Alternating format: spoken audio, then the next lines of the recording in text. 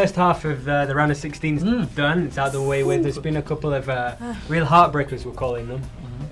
You got Brazil going through against Chile, penalties. Yeah. It took them to do that. You really got to wonder what would have happened if Brazil had been knocked out. Oh my God. Let's not talk about it yet. Yeah, and then Netherlands versus Mexico. Another, again, close game. Controversial moment right at the end. So let's go straight into that. Nate, tell us about what happened with Holland and Mexico. Well, of course, for those who haven't, although I doubt anyone missed it, for a good stretch of the game, Mexico was actually dominating. In fact, I would say, I don't know, maybe I would say they were more confident. They were attacking more. They didn't even put in Chicharito until what? 15 minutes. Yeah, 70s, 80s already. Javier Hernandez. Javier Hernandez. Lahat ng tao, sino yun? Si Chicharito. Okay. Again, Memo Ochoa kept saving the day, literally, for Mexico. Up until the 86th minute, of course, diba? Of course, they were leading. Sorry, I missed out on that. They were leading 1-0, diba? Courtesy of Giovanni Dos Dos Santos, yes. In the maaga, no? 48th minute? 49th, just after the half.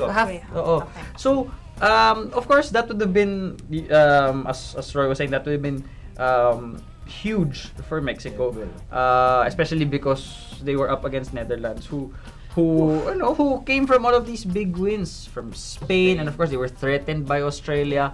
What happened right at the death? Why are we calling it a heartbreak? Well, because 5 minutes. just the last five. Snyder, of course, was the one who scored the equalizer, and then what was that? The 91st, diba? First minute. That was when the most controversial of all, diba? Of course, si Arjen Robben was marami naman ng instances pero again, it's a legit penalty. Yes, it's a legit penalty. It was within the box. It was stopped But there was just a bit of Arte. Yung mga that's Robin for yes, of course, which is par for the course for him. So, would you like to give an exact demonstration? No. So there it was. I think and my friends and I were saying na maybe Memo Ochoa was counting on perhaps Robin van Persie taking the penalty, but for some reason Van Hal pulled the surprise, and it was diba? It was Huntelaar who took it, and mali yung basa ni Ochoa, diba? Went on to the completely opposite side. So for completely unbiased reasons, you yes, can't blame the goalkeeper. Yes, of course. The penalty. Of course. Yeah, he had already been pulled out of the game. Sorry? It was substituted already. No. Shot again. Nung time na yun, diba? So I mean, maybe the expectation was, diba? Sino yung mga possible penalty takers, diba? So that was, I would think, how do you say that? Very, very interesting result, diba? And a bold move. You guys have said that it was a legitimate penalty. Tell us why it was a legitimate penalty, and also why we're then talking about it as a big Well, actually, Rafa Marquez did stomp on him. I thought the ball was going out. Then Robin made a turn and tried to go to his left, but Marquez already stepped on his feet prior to that. But people are complaining about what Robin did because of how he acted on it. Reminds you of what? Busquets. For example, Sergio Busquets, who play-acted on one of the games for Barcelona way back. So people are mad because of it. But it was a legit penalty. Replays showed it. It was really a stomp. It's too harsh a word. Stomp is not too harsh a word. There's about as much contact as there is between us right now, even. It's a very little. Right. And so Robin, you can see in his right foot that he can stand. He decides to throw it back. So it's one of those Ashley Young moments, I'd say. I think that's the best way to sum it up. He's not only looking for the contact, but feeling the slightest of touches, he goes down on it. Clearly, he could have stood up. But you're shaking your head.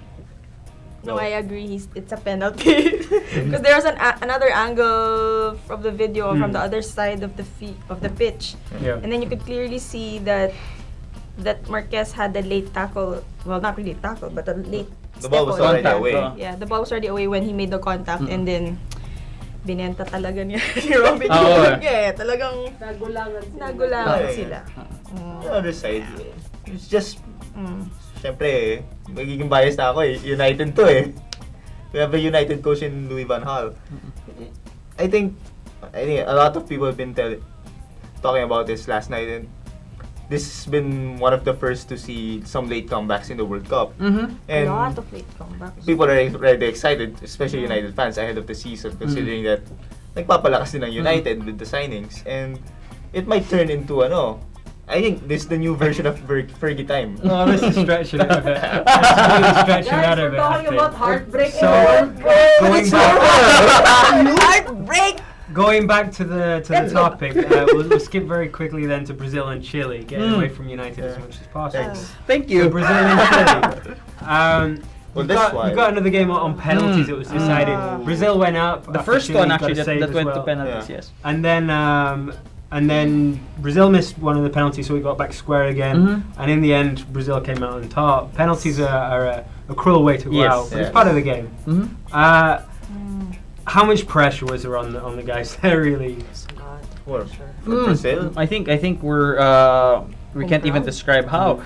Yes, it was in front of a home crowd. Yeah. And This was a case for national security had they lost. yes, it would have been. Di na aga yung nakauwi. reaction nila nung naka-equalize yung Chile. Yeah.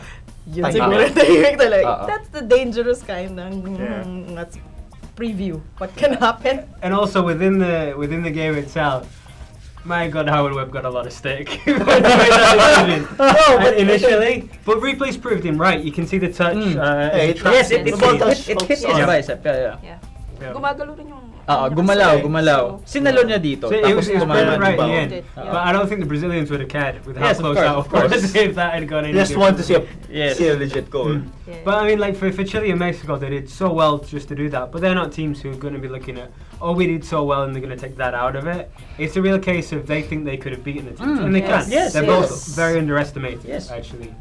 And I think we were saying earlier off cam, right, that Brazil was actually has not been playing Performing. convincingly. Yeah. To think this is a World Cup played Because on considering that Brazilian their top soil. scorer is a winger in Neymar. Yes, yes. And their strikers, Fred and Joe, misfiring from all angles, like some Brazilian named Costa. Yes. Brazilian na ngayon, hindi na smart.